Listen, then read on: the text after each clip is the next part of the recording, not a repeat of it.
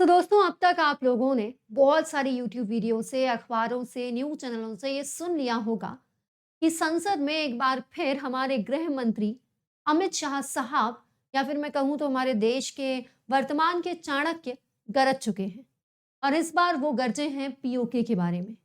हर भारतीय जो सुनना चाहता है उन्होंने वही कहा है। उन्होंने एक बार फिर गुहार लगाई है कि पीओके हमारा है। दोस्तों हम सभी जानते हैं कि यह सर्वमान्य भले ही ना हो, पर यह सर्वविदित सत्य ज़रूर है कि पीओके भारत का है। दोस्तों यहाँ पर जो भी सारी न्यूज़ है, ये आप लोगों ने अलग-अलग तरीकों से सुन ली होगी। आपको ये न्यूज़ थोड़ी बहुत समझ में भी आ गई होगी। बट ये जो न्यूज़ है, आज हम इसे राजनीति की गहराइयों से समझेंगे, मानचित्र के नज़रिए से देखेंगे। दोस्तों मैं हूँ अपूर्वा राजपूत और आज की ये जो खबर है, इसे बिल्कुल आम बोलचाल की भाषा में सामान्य लोगों के लिए और परीक्षा के नजरिए से मानचित्र और आर्टिकल्स की भाषा में मैं आपको समझाने का प्रयास करूंगी। दोस्तों आप सभी जानते हैं कि यहाँ पर जम्मू और कश्मीर को लेकर के कल लोकसभा में दो बिल पास हुए हैं। अब आप देख सकते हैं कि ये जो दो बिल हैं ये कौन कौन से हैं। दोस्तों ये बिल हैं जम्मू और कश्मीर आरक्षण संशोधन विधेयक और जम्मू और कश्मीर पुनर्गठन संशोधन विधेयक। यहाँ पे दोनों में संशोधन शब्द लिखा हुआ है, अमेंडमेंट शब्द लिखा हुआ है। मतलब ये इस तरीके के पहले से भी एक्ट थे, उन्हीं एक्ट को क्या किया गया है, उन्हीं एक्ट को संशोधित किया जा रहा है, उन्हीं अधिनियमों में कुछ चेंजेस किए जा रहे हैं। तो ये पूरी कहानी आप तभी समझ पाओगे जब आपको पूरा बैकग्राउंड पता हो। मैं जानती हूँ कि 2019 से लेकर 2023 तक ये बैकग्राउंड आप 23 बार पढ़ चुके होंगे। लेकिन एक बार फिर भी मेरा फर्ज है कि मैं आपको बहुत जल्दी से ये जो बैकग्राउंड है ये रिपीट करवा दूं, जिससे कि आपको सारी चीजें क्रिस्टल क्लियर समझ में आए। तो दोस्तों यहाँ पर आप देख सकते हैं कि शुरुआत कहाँ से होती है इस इतिहास की। दोस्तों शुरुआत होती है इस इतिहास की 1947 से, जब भारत की आजादी के साथ हमें भारत और पाकिस्तान का विभाजन देखना पड़ा। यहाँ पर आप देख सकते हैं कि जब भारत और पाकिस्तान का विभाजन हुआ तो सभी के पास, सभी क्षेत्रों के पास ये स्वतंत्रता थी कि वो पाकिस्तान में जाकर मिले, भारत में जाकर मिले या स्वतंत्र रहें। तो यहाँ पर कश्मीर के राजा हरि सिंह ने फैसला किया कि वो स्वतंत्र रहेंगे। लेकिन दोस्तों आप यहाँ पर देख सकते हैं कि भारत को तो इससे कोई खासी प्रॉब्लम नहीं थी। ठीक है, आप स्वतंत्र रहना चाहते हैं, रहिए। लेकिन पाकिस्तान को इस बात से जरूर प्रॉब्लम थी। पाकिस्तान चाहता था कि कश्मीर, जिसे धरती का स्वर्ग कहा जाता है, कश्मीर जहाँ की अधिकांश आबादी मुसलमान है, वो पाकिस्तान का हिस्सा बने। और इसीलिए पाकिस्तान ने कश्मीर पर हमले शुरू कर दिए। यहाँ पर आप देख सकते हैं कि जब इस तरीके के हमले हो रहे थे, तब राजा हरि सिंह ने भारत से मदद की गुहार लगाई। कहा जाता है कि एक दिन राजा हरि सिंह अपने साथी से यह कहकर सोए थे कि अगर भारत से मदद की खबर ना आए तो सुबह मुझे गोली मार देना। क्योंकि वास्तव में जो अत्याचार, जो नरसंहार हो रहा था, वह किसी भी व्यक्ति के लिए बेहद ही भयंकर नजारा था। यहाँ पर आप देख सकते हैं कि कश्मीर की मदद करने के लिए भारत इसी शर्त पर मान रहा था कि अभी अभी तो हमारा देश आजाद हुआ है। ऐसे में आप कह रहे हैं कि कश्मीर को आप एक स्वतंत्र देश बनाना चाहते हैं, पाकिस्तान एक अलग देश है। तो ऐसे एक नए नए देश की मदद अगर हम करते हैं तो ऐसा लगेगा कि भाई अभी तो इस देश का जन्म हुआ है और ये एक अंतर्राष्ट्रीय युद्ध में पहुंच गया। कश्मीर हमारा हिस्सा तो है नहीं, तो हम तुम्हारी मदद के लिए क्यों आए। तो फिर राजा हरि सिंह ने कहा कि ठीक है, हम भारत के साथ मिलने को तैयार हैं, हम कश्मीर को भारत का हिस्सा बनाने के लिए तैयार हैं, लेकिन वो भी कुछ शर्तों के साथ। यहाँ पर राजा हरि सिंह की शर्तों को मान लिया गया और फाइनली कश्मीर का भारत में विलय हो गया। अब कश्मीर पर होने वाला हर हमला भारत पर होने वाला हमला था और इसीलिए हो गया 1947 में ही भारत पाकिस्तान युद्ध। यहाँ पर आप देख सकते हैं कि जब भारत और पाकिस्तान युद्ध हो रहा था ना, उस समय दोस्तों दोनों ही देशों के जो सैनिक हैं वो मारे जा रहे थे और यहाँ पर इस युद्ध को रोकने की पूरी कोशिश की जा रही थी कि किसी तरीके से जब कश्मीर भारत का हिस्सा बन चुका है तो शांति यहाँ पर बनी रहे। दोस्तों जब ये युद्ध चल ही रहा था, उसी समय जो नेहरू जी हैं ये पहुंच जाते हैं संयुक्त राष्ट्र। और संयुक्त राष्ट्र यहाँ पर तीन बातें बोलता है, उनमें से एक होता है सीज फायर लाइन की घोषणा करना। दोस्तों यहाँ पर नेहरू जी जो 1948 में संयुक्त राष्ट्र पहुंचते हैं ना, यही नेहरू जी की सबसे बड़ी गलती कही जाती है। दोस्तों नेहरू जी जब यहाँ पर पहुंचते हैं संयुक्त राष्ट्र में, यूएन में, तो इसी के बारे में कहा जा रहा है। मैं अभी आपको अमित शाह जी का बयान बताऊंगी। उन्होंने यही लाइन कही है कि ये नेहरू जी की सबसे बड़ी गलती थी, उन्हें यूनाइटेड नेशन का रुख नहीं करना था। क्यों? अभी समझेंगे आगे। अब आप देख सकते हो कि उसके बाद फाइनली कराची समझौता होता है, सीज फायर लाइन बन जाती है। सीज फायर लाइन का मतलब होता है कि तुम्हारे सैनिक जहां तक पहुंच गए वहीं रुक जाएं, हमारे सैनिक जहां तक पहुंच गए वहीं रुक जाएं। उसके बाद आप देख सकते हो कि फाइनली यही जो सीज फायर लाइन है, इसे 1972 में जो शिमला समझौता होता है उसके अंतर्गत LOC यानी कि लाइन ऑफ कंट्रोल का नाम दे दिया जाता है। और इसी के तहत यहां पर आप लोग देख सकते हैं कि ये जो लाइन ऑफ कंट्रोल बनती है, इस लाइन ऑफ कंट्रोल के जो दूसरी तरफ का इलाका है वही है आज का पाकिस्तान ऑक्यूपाइड कश्मीर।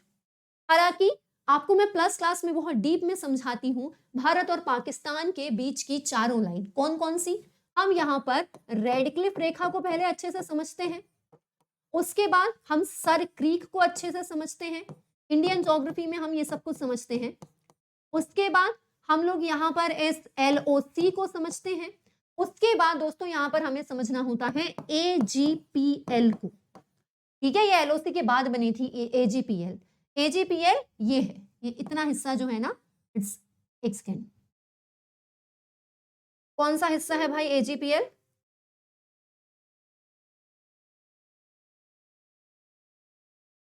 एक सेकेंड एक सेकेंड, AGPL के चक्कर में यहाँ पर स्लाइड ही चली गई। ये है AGPL, ये ब्लू वाली नहीं, ये रेड के बाद दिस इज AGPL। इसी के सहारे आप लोग देख सकते हैं कि जो सियाचिन ग्लेशियर है वो हमारे भारत का हिस्सा है।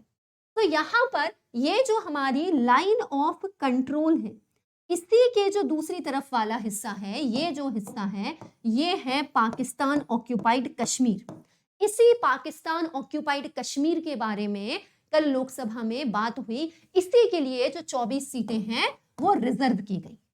तो पहले तो आप लोग मैप को बहुत अच्छी तरीके से देख लीजिए। देखो, शुरू से मैं आपको एक बार इस क्षेत्र की जो मैपिंग है ये बहुत अच्छे से समझाने का प्रयास करती हूँ। देखो भाई, सबसे पहले तुमने क्या देखा? सबसे पहले तो आपने ये वाली चीज देखी कि ये क्या है?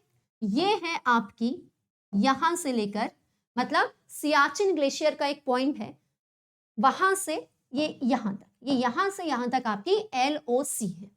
अब ये जो LOC है उसके दूसरी तरफ वाला जो इलाका है इसी को हम कहते हैं पाकिस्तान ऑक्यूपाइड कश्मीर। हालांकि पाकिस्तान वाले इसे क्या कहते हैं दोस्तों? पाकिस्तान वाले लोग ना इसे दो हिस्सों में बांट करके बात करते हैं। वो किस तरीके से इसे दो हिस्सों में बांट कर बात करते हैं? तो दोस्तों उन लोगों का ये कहना है कि ये जो ऊपर वाला इलाका है ये है गिलगित बल्तिस्तान और ये जो नीचे वाला इलाका है ये है आजाद कश्मीर। तो वो इसको भले ही ऊपर वाले को गिलगित बल्तिस्तान कहते हैं, नीचे वाले को आजाद कश्मीर कहते हैं, पर हमारे लिए ये पूरा का पूरा है पाकिस्तान अधिकृत कश्मीर। तो अब यही पाकिस्तान अधिकृत कश्मीर है जिसका पूरा मुद्दा है। अब समझ ही रहे हैं तो लगे हाथ इसे भी देख लो। ये क्या है आप जानते हैं दोस्तों? ये जो क्षेत्र है ये इतना, ये जो क्षेत्र है ना ये है शागजगम वैली, ये है शागजगम घाटी। कई बार क्या होता है, एक चोर किसी और से कोई चीज चोरी करके अपने किसी दूसरे चोर मित्र को दे देता है। बिल्कुल वैसे ही है भाई, यहाँ पर पाकिस्तान ने इस शागजगम वैली को उठा करके चीन को दिया था और आज इस पर चीन का ही शासन है। ये सारी चीजें मैं आप लोगों को 26 दिसंबर से 1 बजे जो हमारा नया इंडियन ज्योग्राफी का बैच शुरू हो रहा है ना उस समय बहुत डीप में समझाऊंगी। हम इंडियन ज्योग्राफी की शुरुआत इंडिया के आसपास की जो मैपिंग है उसी से करते हैं। तो आप देख सकते हो कि ये है शागजगम वैली, ये है LOC और यहाँ पे इस LOC की वजह से ही जन्म हुआ है इस पाकिस्तान ऑक्यूपाइड कश्मीर का। अब आप जानते हैं कि 2019 के पहले राजा हरि सिंह की शर्तों के मुताबिक जम्मू कश्मीर को एक स्पेशल राज्य होने का एक विशेष दर्जा प्राप्त था। तो यहाँ पर आप देख सकते हो कि इस क्षेत्र में क्या होता था, जम्मू कश्मीर और लद्दाख ये पूरा का पूरा एक हुआ करता था। ये पूरा का पूरा एक क्षेत्र था जम्मू और कश्मीर उसी में हम कह देते थे कि भाई लद्दाख भी उसी जम्मू कश्मीर का ही हिस्सा है। लेकिन आप जानते हैं कि फिर क्या हुआ? फिर आया दोस्तों 2000, फिर आया दोस्तों 2019। और 2019 में क्या हुआ? 2019 में यह होता है कि यहां पर जम्मू और कश्मीर को एक साथ रखा जाता है, लेकिन जो लद्दाख का क्षेत्र है उसे अलग कर दिया जाता है। जो लद्दाख का क्षेत्र है उसे अलग कर दिया जाता है। अनुच्छेद 370 को हटा करके आप देख सकते हैं कि जम्मू और कश्मीर तो ये बच जाता है और लद्दाख वाला इलाका हो जाता है ये। तो आप देख सकते हैं कि जम्मू कश्मीर और लद्दाख इन दोनों को 2019 में हमने क्या बना दिया? यूटी बना दिया। इन दोनों को हमने यूनियन टेरिटरी बना दिया, केंद्र शासित प्रदेश बना दिया। अब आप जानते हैं कि केंद्र शासित प्रदेशों का जो शासन है ये सीधे केंद्र सरकार के माध्यम से चलता है। लेकिन दोस्तों आप यहां पर देख सकते हैं कि हमारे देश में कुछ केंद्र शासित प्रदेश ऐसे हैं जिनमें अपनी विधानसभा होती है। विधानसभा, लेजिस्लेटिव असेंबली राज्यों में होती है, सभी केंद्र शासित प्रदेशों में नहीं। लेकिन कुछ स्पेशल यूटीज ऐसी हैं जिनके पास अपनी विधानसभा होती है। आप मुझे कमेंट बॉक्स में बताइए कि हमारे कितने केंद्र शासित प्रदेश हैं वर्तमान में 2023 में, और उन केंद्र शासित प्रदेशों में से जम्मू कश्मीर को मिला करके बताना। एक तो जम्मू कश्मीर में विधानसभा होगी, जम्मू कश्मीर के अलावा और कौन से केंद्र शासित प्रदेश हैं जिनके पास अपनी खुद की विधानसभा है? तो यहां पर लद्दाख भी केंद्र शासित प्रदेश बना, जम्मू कश्मीर भी केंद्र शासित प्रदेश बना। लेकिन लद्दाख कैसा केंद्र शासित प्रदेश है? बिना विधानसभा वाला। और जम्मू कश्मीर कैसा वाला केंद्र शासित प्रदेश बना है? विधानसभा वाला। तो जम्मू कश्मीर भले ही एक केंद्र शासित प्रदेश है अभी, पर उसकी अपनी विधानसभा होगी। तो यहां पर आप देख सकते हो कि जो जम्मू कश्मीर की विधानसभा है उसमें कितनी सीटें होंगी, जम्मू की कितनी सीटें होंगी, कश्मीर की कितनी सीटें होंगी, इस सब को लेकर के ही पूरी पंचायत बैठी हुई थी 2019 से 2023 तक। और उसी के बारे में कल से जो चर्चा है वह बनी हुई है। तो आई होप कि आप लोगों को बेसिक समझ में आया होगा कि कहानी क्या चल रही है। अब आप देख सकते हो कि दोस्तों यहां पर 6 month after the reorganisation of Jammu Kashmir, यानी कि 2019 में जो जम्मू कश्मीर को केंद्र शासित प्रदेश बनाया गया, उसके 6 महीने बाद मार्च 2020 में यहां पर डीलिमिटेशन कमीशन का निर्माण कर दिया गया, परिसीमन आयोग को बना दिया गया। अब परिसीमन आयोग का जो गठन किया गया वो इसीलिए किया गया, आप देख सकते हैं यहाँ पे नीचे ये वाला जो मैप है ना, this is the correct map actually, क्योंकि इस मैप में आप लोग देख सकते हो आपको साफ साफ क्या दिखाई दे रहा है। इस मैप में आपको ये पूरा ऑरेंज कलर से दिखाई दे रहा है जम्मू कश्मीर। इसमें पीओके को हमने अलग से दिखाई नहीं, क्योंकि हम जानते हैं पीओके हमारा है, पीओके इज आस, और ये है लद्दाख। लेकिन वर्तमान में क्या होता है, यहाँ पे हमें अक्साई चिन्ह बनानी पड़ती है, वो हमारे हिस्से से चली जाती है। यहाँ पे हमें एलओसी बनानी पड़ती है, पीओके हमारे हिस्से से चला जाता है। तो यहाँ पर आप लोग देख सकते हो कि डीलिमिटेशन कमीशन बना दिया गया। अब तक मैंने आपको क्या बताया? अब तक मैंने आपको बताया 1947 में भारत और पाकिस्तान अलग हुए। जब भारत और पाकिस्तान अलग हुए तो कश्मीर ने यह सोचा कि वो स्वतंत्र रहेगा। जब कश्मीर ने यह सोचा कि वो स्वतंत्र रहेगा तो ये बात पाकिस्तान को रास नहीं आई। पाकिस्तान ने कश्मीर पर हमला कर दिया। जब पाकिस्तान ने कश्मीर पर हमला कर दिया तो कश्मीर के राजा हरि सिंह ने हेल्प मांगी भारत से, लेकिन भारत की तरफ से यह बयान गया कि तुम भारत का हिस्सा तो हो नहीं, अब आपकी हेल्प क्यों करें। तो राजा हरि सिंह ने बोला कि ठीक है, हम भारत का भाग बनने के लिए तैयार हैं, पर कुछ शर्तों के साथ। यहाँ पर जम्मू कश्मीर को एक विशेष राज्य का दर्जा देते हुए, कुछ शर्तों को मानते हुए कि उनका एक अलग संविधान होगा, ऐसी शर्तों को मानते हुए जम्मू कश्मीर का विलय भारत के साथ हो गया। अब जम्मू कश्मीर पर पाकिस्तान के होने वाले हमले भारत पर होने वाले हमले माने जा रहे थे, इसीलिए होता है भारत और पाकिस्तान युद्ध। ये युद्ध करीब करीब 1.25 साल तक चलता है, और ये जो युद्ध है, इस युद्ध के खत्म होने के कुछ दिनों पहले ही ये युद्ध मतलब कोई हार के और जीत करके खत्म नहीं हुआ। बताया जाता है कि इस युद्ध में भारत की पोजीशन काफी अच्छी थी, भारत जीत सकता था, लेकिन उसके पहले ही नेहरू जी यूनाइटेड नेशन चले जाते हैं। यूनाइटेड नेशन यहाँ पर 3 बातों के बारे में बोलता है, वो सारी चीजें मैं आपको प्लस क्लास में पढ़ाती हूँ। अब यहाँ पर यूनाइटेड नेशन की जो सबसे बड़ी चीज है वो ये है कि भाई आप एक सीज फायर लाइन घोषित करो। सीज फायर लाइन मतलब पाकिस्तान की सेना जहां पर है, भारत की सेना जहां तक पहुंच चुकी है वहीं रुक जाओ, और हम एक सीज़फायर लाइन ड्रॉ कर देंगे। तो फाइनली दोस्तों यूएन के इस आदेश के कुछ महीनों बाद एक सीज़फायर लाइन बन जाती है और उसी सीज़फायर लाइन को 1972 के शिमला समझौते में लाइन ऑफ कंट्रोल का नाम दे दिया जाता है, नियंत्रण रेखा का नाम दे दिया जाता है। याद रखिएगा, ये जो भारत और पाकिस्तान वाली है ये LOC है, जो भारत और चाइना वाली है वो LAC है। ठीक है, तो अब आप देख सकते हैं कि मैंने आपको बताया कि इस तरीके से ये सीज़फायर वीज़फायर सब हो गया। उसके बाद जम्मू कश्मीर के जो हालात हैं वो चल रहे थे। जम्मू कश्मीर एक विशेष राज्य का दर्जा लेकर के आगे बढ़ रहा था, लेकिन 2019 में फिर से एक घटना घटित होती है। जम्मू कश्मीर से उसका एक स्पेशल राज्य होने का दर्जा छिन जाता है। अब जम्मू कश्मीर का अपना संविधान नहीं होता। भारत में जो भी चीजें लागू होती हैं, जैसे वो हर राज्य, जैसे कि हर केंद्र शासित प्रदेश पे लागू होंगी, भारत ने कह दिया अब भाई तुम पर भी लागू होंगी। मतलब फाइनली जम्मू कश्मीर से उसका विशेष दर्जा छीनने के लिए आर्टिकल 370 को हटा दिया जाता है। अब जब आर्टिकल 370 को हटा दिया जाता है तो यह कहा जाता है कि जम्मू कश्मीर और लद्दाख को दो अलग अलग केंद्र शासित प्रदेश घोषित किया जा रहा है।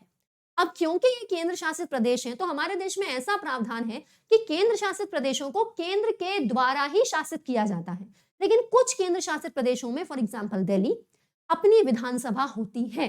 तो यहां पर आप देख सकते हो कि लद्दाख को तो ऐसा केंद्र शासित प्रदेश बनाया जिसकी विधानसभा नहीं होगी, लेकिन जम्मू कश्मीर को ऐसा केंद्र शासित प्रदेश बनाया गया जिसकी अपनी विधानसभा होगी।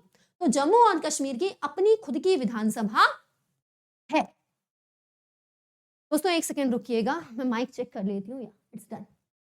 तो आप देख सकते हो जम्मू और कश्मीर की अपनी खुद की विधानसभा है। अब आप देख सकते हो कि जम्मू और कश्मीर की जो विधानसभा है इसमें से लद्दाख अलग हो चुका है। तो लद्दाख के अलग होने के बाद जम्मू की कितनी सीटें होंगी विधानसभा में, कश्मीर क्षेत्र की कितनी होंगी, यहाँ पर किसी तरीके का रिजर्वेशन होगा कि नहीं, इन सारी चीजों के लिए डीलिमिटेशन कमीशन बनाया गया 2020 में। अब ये डीलिमिटेशन कमीशन क्या होता है, इस बात को समझिए। देखो भाई, क्या होता है डीलिमिटेशन कमीशन, जिसे हिंदी में कहते हैं परिसीमन आयोग। इससे तात्पर्य किसी देश में आबादी का प्रतिनिधित्व करने हेतु किसी राज्य में विधानसभा और लोकसभा चुनावों के लिए निर्वाचन क्षेत्र की सीमाओं का निर्धारण करना है। आप जानते हैं कि आप जब विधानसभा के या लोकसभा के वोट देते हैं तो आपकी कॉन्स्टिट्यूएंसी होती है। आप देखते हो कि आप इस निर्वाचन क्षेत्र के विधायक पद के लिए खड़े हुए हो, तो वो जो निर्वाचन क्षेत्र है वह कितना बड़ा होगा दोस्तों, इसे जनसंख्या के आधार पर बांटा जाता है। अगर ऐसा कर देंगे कि भाई मध्य प्रदेश में जितने जिले हैं उतने आपने निर्वाचन क्षेत्र बना दिए, तो किसी जिले में मान लीजिए 1000 लोगों की जनसंख्या है तो वहां पे 1000 लोगों पर एक विधायक हो गया। किसी जिले की जनसंख्या सिर्फ 200 है तो वहां सिर्फ 200 लोगों के ऊपर एक विधायक हो गया, तो गड़बड़ हो जाएगी। इसलिए क्या किया जाता है, भले ही 2 जिले मिल जाएं, 4 मिल जाएं, 6 मिल जाएं, लेकिन समान जनसंख्या के अनुसार समान निर्वाचन क्षेत्र बनाने का प्रयास किया जाता है, और ये काम करता है डीलिमिटेशन कमीशन। अब आप कहोगे हमने तो बार बार नहीं सुना डीलिमिटेशन कमीशन, क्योंकि दोस्तों बीच में विशेष प्रावधानों के साथ डीलिमिटेशन कमीशन को रोक दिया गया था। हमारे देश में डीलिमिटेशन को रोक दिया गया था एक विशेष तिथि तक।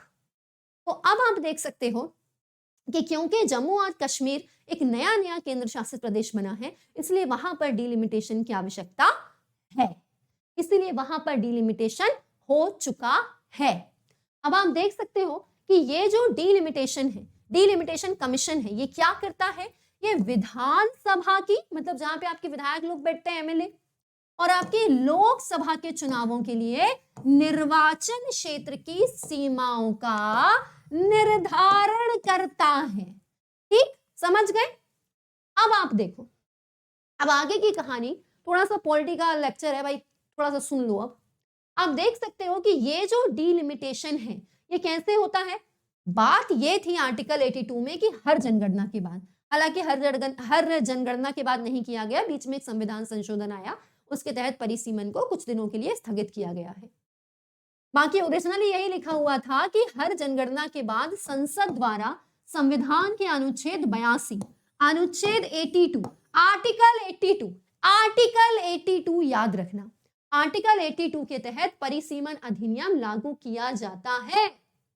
आर्टिकल 170 के तहत राज्यों की भी जनगणना के बाद परिसीमन होता है। तो 82 के द्वारा संसद का और 170 के द्वारा राज्यों की विधानसभाओं का। इस तरीके से परिसीमन होता है। अब परिसीमन आयोग ऐसी कोई परमानेंट बॉडी नहीं है कि एक टीम बनी रहती है, एक ऑफिस होता ही है, नहीं। क्या होता है, एक परिसीमन आयोग बनाया जाता है, उनका परिसीमन हो जाता है, परिसीमन आयोग खत्म। तो परिसीमन आयोग बनाने के लिए क्या करना पड़ता है? परिसीमन आयोग बनाने के लिए ना दोस्तों, यहां पर एक्ट पास करना पड़ता है। पहले आता है परिसीमन अधिनियम, संसद में, विधानसभा में। फिर जब परिसीमन अधिनियम पास हो जाता है ना, तो उसके बाद क्या होता है, उसके बाद बनता है परिसीमन आयोग। तो यहां पर आप लोग देख सकते हो कि जो परिसीमन आयोग है वो जम्मू कश्मीर के लिए 2020 में बनाया गया था। परिसीमन वास्तव में अपने आप में बहुत बड़ा टॉपिक है। आज इस टॉपिक में पूरा परिसीमन बहुत डीप में पढ़ाऊंगी तो लंबा टॉपिक हो जाएगा। अगर आपको सिर्फ परिसीमन पे एक डेडिकेटेड वीडियो चाहिए, बिल्कुल आम बोलचाल की भाषा में, जो आपके एग्जाम तक काम आए, प्लीज मुझे कमेंट बॉक्स में बताइए। आप कमेंट बॉक्स में लिखिए आपको डिलिमिटेशन की वीडियो चाहिए, मैं आपके लिए एक लंबी वीडियो बना दूंगी। तो यहाँ पर आप देखिए कि ये जो परिसीमन आयोग है, इसमें कौन कौन होता है? इसमें सुप्रीम कोर्ट की एक रिटायर्ड जज होते हैं। तो जम्मू कश्मीर के लिए जो परिसीमन आयोग बना, उसमें आप देख सकते हैं सुप्रीम कोर्ट की एक रिटायर्ड जज थी। यहाँ पर चीफ इलेक्शन कमिश्नर होते हैं, और जिस राज्य, या फिर इस केस में जम्मू कश्मीर के केस में यूटी है, वो जो राज्य है उसके इलेक्शन कमिश्नर यानी कि चुनाव आयुक्त होते हैं।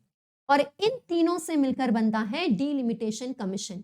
ये अपनी पूरी रिसर्च करते हैं, ये बताते हैं कि भाई किस क्षेत्र को कितने निर्वाचन क्षेत्रों में बांटना है, यहां से लोकसभा की कितनी सीटें होनी चाहिए, यहां से विधानसभा की कितनी सीटें होनी चाहिए। इसी के साथ यही बताते हैं कि यहाँ पे एससी एसटी के लिए कितनी सीटें रिजर्व की जानी चाहिए। तो उन सब के बारे में ये डीलिमिटेशन कमीशन ही बताता है। तो डीलिमिटेशन कमीशन के आधार पर ही वो जो कल स्पीच दी गई है ना अमित शाह जी के द्वारा कि जम्मू के लिए इतनी सीटें होंगी, कश्मीर के लिए इतनी सीटें होंगी, ये सारी कैलकुलेशन हमारे गृह मंत्री ने तो बैठ के की नहीं होगी कि इसके लिए 40 रखूंगी, इसके लिए 50 रखूं। भाई ये सारी जो बातें हैं ये डीलिमिटेशन कमीशन के द्वारा बताई जाती हैं। अब आप देख सकते हो कि दोस्तों ये जो डीलिमिटेशन कमीशन है ना, ये जब एक बार फैसला कर देता है तो उस फैसले को माना जाता है। अब फाइनली हम आते हैं न्यूज पे। इस डीलिमिटेशन कमीशन के बाद, जब ये डीलिमिटेशन कमीशन ने अपना काम कर दिया है, और इस डीलिमिटेशन कमीशन के काम करने के बाद अब आप देख सकते हैं कि फाइनली जम्मू कश्मीर का जो रीऑर्गेनाइजेशन है वो किया जा रहा है। तो उस रीऑर्गेनाइजेशन के लिए ही फाइनली क्या हुआ है, 6 दिसंबर 2023 को केंद्रीय गृह और सहकारिता मंत्री अमित शाह ने लोकसभा में 2 जो विधेयक हैं वो लेकर के आए, और वो दोनों जो हैं वो लोकसभा से पारित भी हो गए। तो यही जो दोनों विधेयक हैं, इन दोनों विधेयकों को पास कराते समय अमित शाह जी ने कौन कौन सी बातें कही, एक बार देख लेते हैं। दोस्तों यहां पर उन्होंने कहा कि कश्मीर विस्थापितों को आरक्षण देने से कश्मीर की विधानसभा में उनकी आवाज गूंजेगी, और अगर फिर से विस्थापन की स्थिति आएगी तो उसे रोका जाएगा। अगली लाइन ध्यान से पढ़िएगा। पूर्व प्रधानमंत्री जवाहरलाल नेहरू जी की गलती का खामियाजा वर्षों तक कश्मीर और देश को उठाना पड़ा। ये कौन सी गलती की बात कर रहे हैं दोस्तों? ये उस गलती की बात कर रहे हैं जब नेहरू जी भारत पाकिस्तान युद्ध के बीच में यूएन गए थे। यहां पर आप देख सकते हो कि क्या कहा जा रहा है। यहां पर यह कहा जा रहा है कि अगर नेहरू जी यूएन ना गए होते कुछ दिनों के लिए, सो फाइनली माना जा रहा था कि भारत की जो सेना है वो पूरी तरीके से, ये लाइन भी कही गई थी, भारत की जो सेना है वो पूरी तरीके से, ये देखो ये लिखा हुआ है, ये लिखा हुआ है, यही बोल रही थी मैं। पहली गलती थी जब हमारी सेना जीत रही थी, मतलब जब भारत की सेना जीत रही थी तब पंजाब तक आते ही सीज फायर कर दिया गया। मतलब इनका कहना है कि जब हम जीत रहे थे तो बीच में रोकने की जरूरत क्या थी? जब 1.25 साल से युद्ध चल रहा था थोड़ा और चलने देते, निपटा डालते मतलब पाकिस्तानियों को, तो भारतीय सेनाएं वो जीत जाती। और आज वो जो 1/3 हिस्सा हमें पीओके कह करके उनको देना पड़ रहा, मतलब देना नहीं पड़ रहा है, बट उस पर हमारा पूर्ण तरीके से अभी शासन नहीं हो पा रहा है, एटलीस्ट वो भी हमारा होता। तो यहाँ पे अमित शाह साहब कह रहे हैं कि सीज फायर नहीं करना चाहिए था, यूएन नहीं जाना चाहिए था। अच्छा खासा हम अपनी पोजीशन बनाए हुए थे, पाकिस्तान में को युद्ध में हरा देते और हरा करके सारा पाकिस्तान निर्विवाद रूप से हमारा होता आज। तो ये बात मैं नहीं कह रही, ये बात अमित शाह जी ने कही है, उससे मैं आपको सामान्य शब्दों में सिर्फ समझा रही हूँ। तो यहाँ पर आप देख सकते हैं दोस्तों, मैं किसी भी बड़े राजनेता की गलती के बारे में कुछ नहीं कह सकती, क्योंकि मैं उस पोजीशन पर नहीं हूं। मैं नहीं जानती कि उस समय वास्तव में हालात क्या थे। मैं जो भी जानती हूँ वो किताबों के बल पर जानती हूँ, इसलिए मैं कभी नहीं कह सकती कि नेहरू सही थे या गलत थे। उस स्थिति में एक नए नवेले देश का जो अभी अभी स्वतंत्र हुआ है, उसका भार संभालना ही अपने आप में एक बहुत बड़ी बात थी।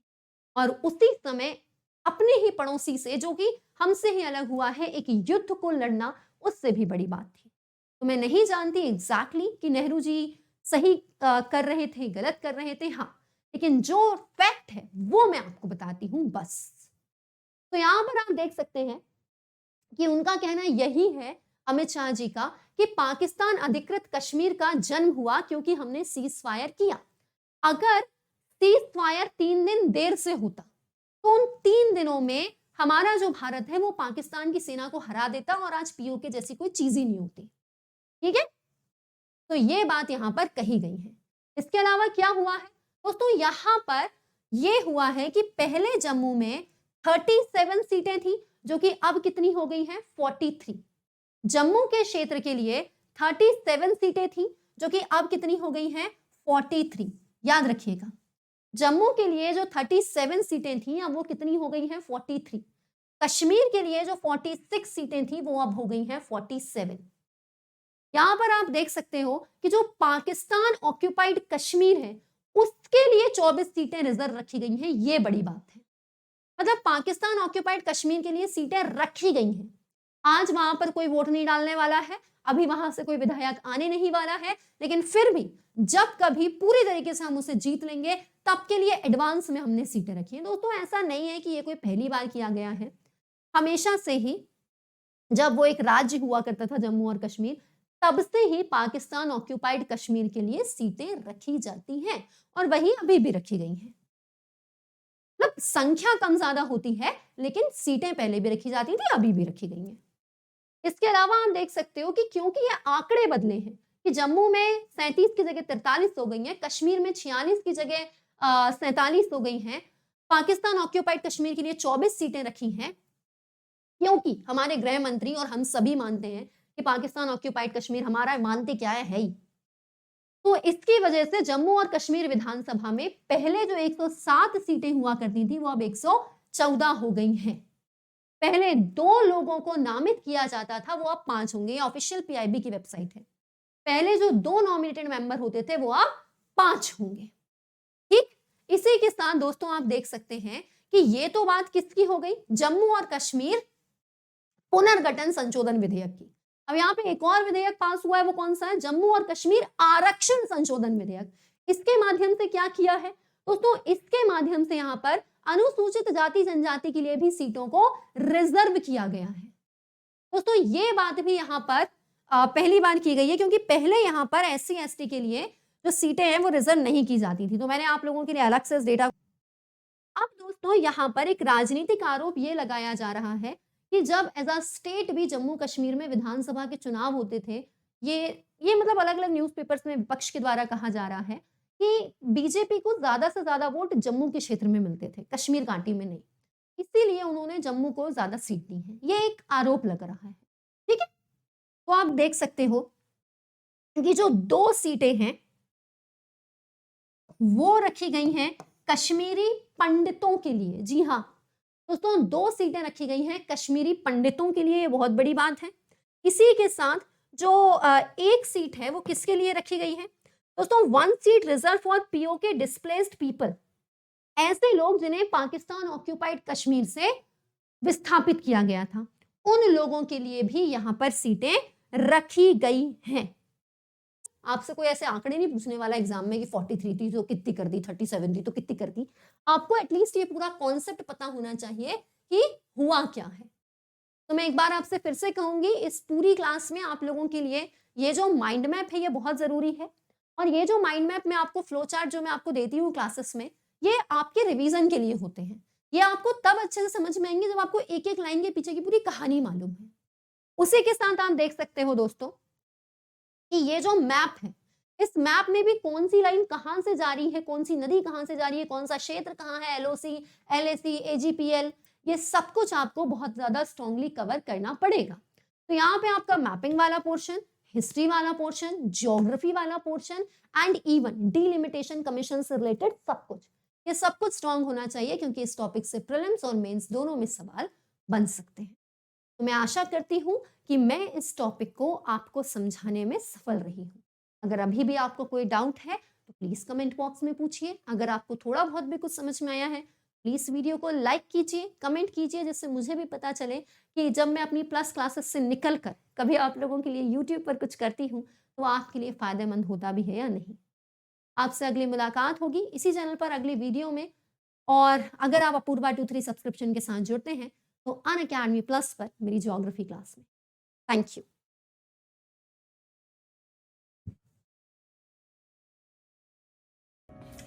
यार मुझे समझ में नहीं आ रहा है कि मैं कहां से एक अच्छा मॉक टेस्ट दूं। मुझे पता करना है कि इतनी प्रिपरेशन के बाद आज मेरी हालत क्या है, मैं ऑल इंडिया लेवल पर कहां स्टैंड करती हूँ। पूरा सिलेबस कब खत्म करने के बाद मुझे हर टॉपिक के क्वेश्चन बन रहे हैं या नहीं।